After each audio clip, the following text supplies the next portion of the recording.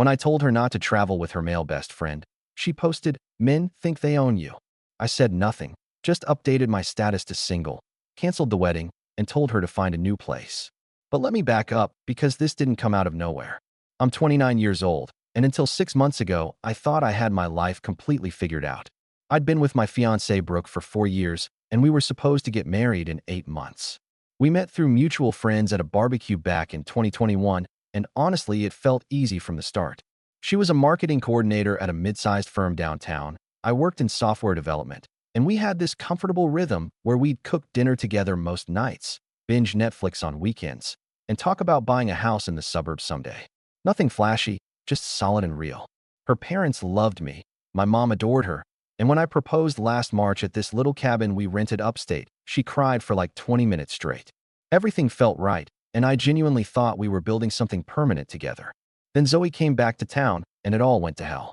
Zoe was Brooke's friend from college, one of those people who shows up in old Instagram photos with red Solo cups and matching Halloween costumes. They'd been close during their sorority days, but Zoe moved to Austin right after graduation for some tech startup job, and they'd only kept in touch through occasional texts and birthday posts. I'd met her maybe twice at weddings, and she seemed fine, loud and energetic in that way where you know she's always the center of attention, but harmless enough. Then last September, Zoe moved back to our city for a new job, and suddenly, she was everywhere in our lives. Brooke was ecstatic, kept saying how amazing it was to have her best friend back, how they had so much catching up to do. I was genuinely happy for her, because Brooke had been feeling kind of isolated since her work friends were all either married with kids or single and going to clubs every weekend, neither of which fit our vibe anymore. The first few weeks seemed normal enough.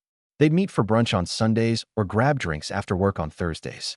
Brooke would come home and tell me all about Zoe's dating disasters or her crazy boss or whatever drama was happening at her company. I didn't think much of it at all.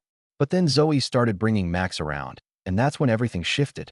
Max was apparently another college friend, this guy who'd been in their same friend group back at State, and who Zoe described as her best guy friend since forever. From what Brooke told me, he'd moved to San Diego after college and was now back in town working as some kind of business consultant. The three of them started hanging out constantly. This whole college reunion thing where they'd go to the bars they used to frequent and take pictures at their old campus spots and post everything with captions like, "The crew is back together." I'll admit I felt a little left out, but I'm not the jealous type, and Brooke always invited me along initially. Problem was their hangouts were usually on weeknights when I had early meetings or at places that were honestly too loud and crowded for my taste, so I'd decline and tell her to have fun. That's when things started changing in ways I couldn't ignore. Brooke had never been super into fitness, but suddenly she was waking up at 5:30 in the morning to go to this CrossFit gym that Zoe belonged to. She bought a whole new wardrobe of athletic wear, the expensive kind with the little logos, and started talking about macros and meal prep constantly. Don't get me wrong, I was supportive, told her she looked great, and I was proud of her for prioritizing her health. But it felt less like a personal goal and more like she was trying to keep up with Zoe, who was one of those people who post gym selfies with captions about grinding and no days off. Then came the group chat that took over our lives. I'd be sitting next to Brooke on the couch watching a movie, and her phone would light up every 30 seconds with messages from this group chat called State Crew Forever, and she'd be typing away with this huge smile on her face. I'd ask what was so funny, and she'd say, "Oh, just something Zoe said," or "Max is so ridiculous," but she wouldn't show me the messages. Her phone also suddenly had a passcode, which was completely new because we'd always had an open phone policy, not in a controlling way, but just in a trusting way where either of us could use the other's phone if ours was dead or whatever. Our entire social life got completely hijacked too. We used to do things with my friends or her work friends, but now every single weekend was about what Zoe and Max were doing. Zoe wants to check out that new rooftop bar, or Max got us tickets to this comedy show, or we're all doing brunch at that place downtown. It was always the four of us, and honestly Max seemed like a decent enough guy at first. Maybe a little too much of that finance bro energy where everything's a humble brag about his apartment or his car or his gym routine, but friendly on the surface. What really bothered me was how Brooke acted around them though. She laughed louder, drank way more than usual, stayed out later on work nights. A few times she came home past midnight on a Tuesday when she had work at 8 the next morning, and when I'd ask if everything was okay, she'd get immediately defensive and snap. I'm allowed to have fun with my friends, which wasn't what I was saying at all. The real breaking point came about 3 months after Zoe moved back. We were at this Italian restaurant for Zoe's birthday. Nice place with candlelight and expensive wine, and I was trying to be social even though I'd had a brutal week at work and honestly just wanted to be home. Zoe was holding court as usual, telling some story about a disastrous Hinge date she'd been on, and everyone was laughing like it was the funniest thing they'd ever heard. Then between the main course and dessert, Zoe gets this look on her face like she's about to announce something huge. She proceeds to tell us that she booked this weekend getaway to Napa Valley at some boutique winery hotel, and it's going to be her, Max, and Brooke. Just the three of them, like old times, a whole weekend of wine tasting and spa treatments and reconnecting with their college roots. I'm sitting there thinking she's going to extend the invitation to me, but she doesn't. She just looks at Brooke with this expectant smile, and Brooke's already nodding enthusiastically like this is the best idea she's ever heard. I kept my voice casual when I asked if it was just the three of them going. Zoe waved her hand dismissively and said something about it being a college friend's nostalgia thing. Brooke squeezed my hand under the table and told me I'd be bored anyway since I don't even like wine that much, which was true, but also completely beside the point. I didn't make a scene at the restaurant, just said we'd talk about it later, but I could feel my jaw clenching for the rest of the meal.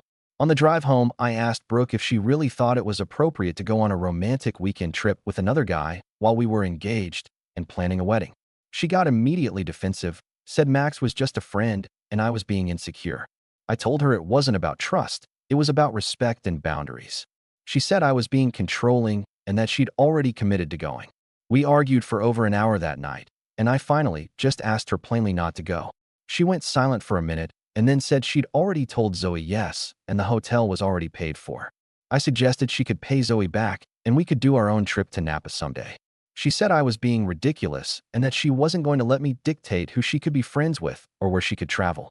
We didn't speak for the rest of the night, and I slept on the couch for the first time in our entire relationship. The next morning at breakfast, she told me she was definitely going and that I needed to work on my trust issues. I tried one more time to calmly explain this wasn't about trust, but about how it looked and how it made me feel.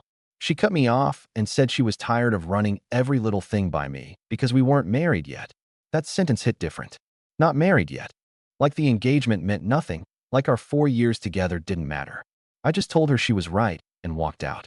I went to work and couldn't focus on anything, and by lunch I'd made up my mind that if she actually went on this trip, we were completely done. That Friday afternoon, before she even left for the airport, she posted on Instagram. It was a photo of her with a suitcase and sunglasses looking excited with a caption asking why men think a ring means ownership and saying she was running toward her happiness this weekend. She tagged the post with wine emojis and mentioned Napa with her favorite people. At least 5 people tagged me in the comments asking if everything was okay between us. I didn't respond to anyone. I just sat in my apartment looking at that post, and something inside me went completely cold and calm. I knew exactly what I needed to do, and I had an entire weekend to do it. I spent Saturday and Sunday methodically taking care of business. First, I changed my relationship status on Facebook to single without any explanation. Then I started calling vendors. The wedding venue, canceled, lost the $2,000 deposit, but I didn't care. The caterer, canceled. The DJ, canceled. The photographer, canceled. Every single vendor got a call, and every single contract got terminated. I documented everything in a spreadsheet because that's just how my brain works when I'm in crisis mode. Then I called Brooke's parents because I actually had a good relationship with them and I wanted them to hear it from me first. I explained what happened, told them about the Instagram post, told them I'd canceled the wedding. Her mom actually cried on the phone and apologized to me, said she was ashamed of her daughter's behavior and that she'd raised her better than this. Her dad was quieter, but I could tell he was disappointed in Brooke too. The last thing I did was draft an email to Brooke. The subject line was just, "You have 30 days." And I attached a formal eviction notice because technically the apartment lease was only in my name. I didn't write a long emotional letter or explain myself. The notice said everything that needed to be said. I sent it Sunday evening, and then I did something I hadn't done in 4 years. I downloaded a dating app.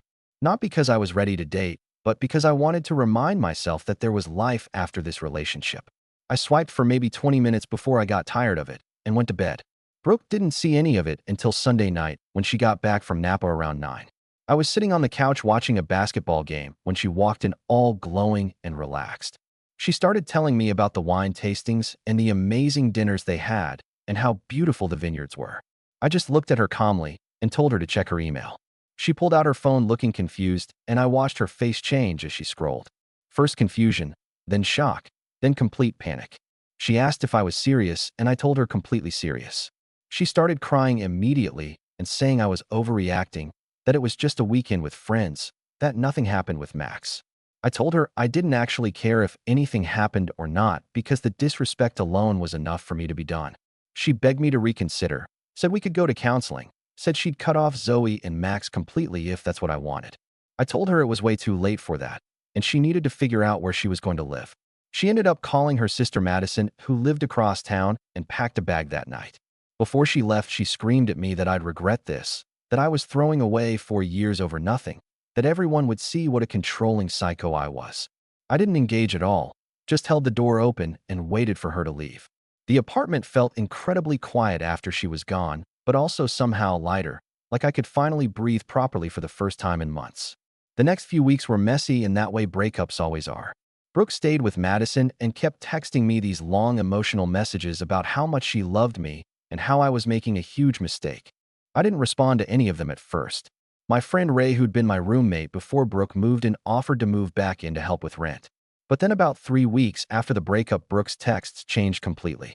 They became less defensive and more genuinely apologetic.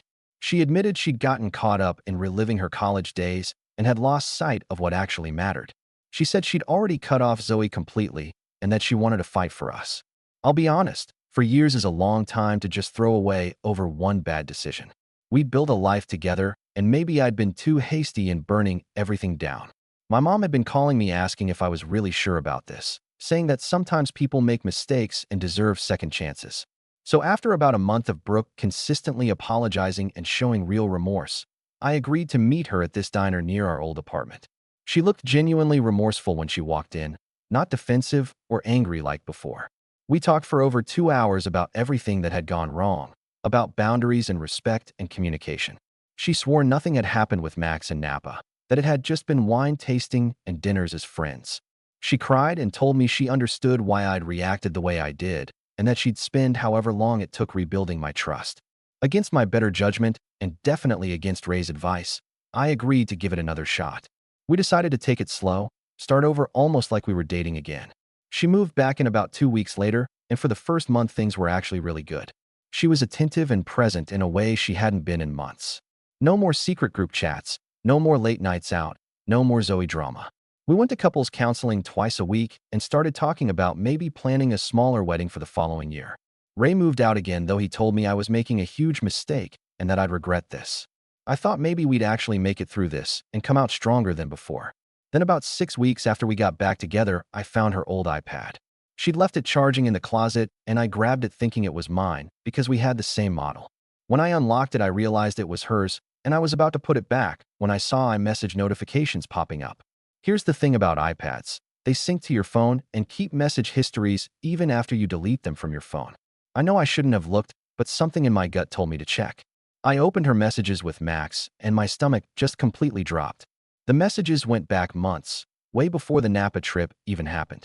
Max had been telling her he'd always had feelings for her since college, that he thought about her constantly, that seeing her again made him realize she was the one who got away. And Brooke had been responding and not shutting him down at all.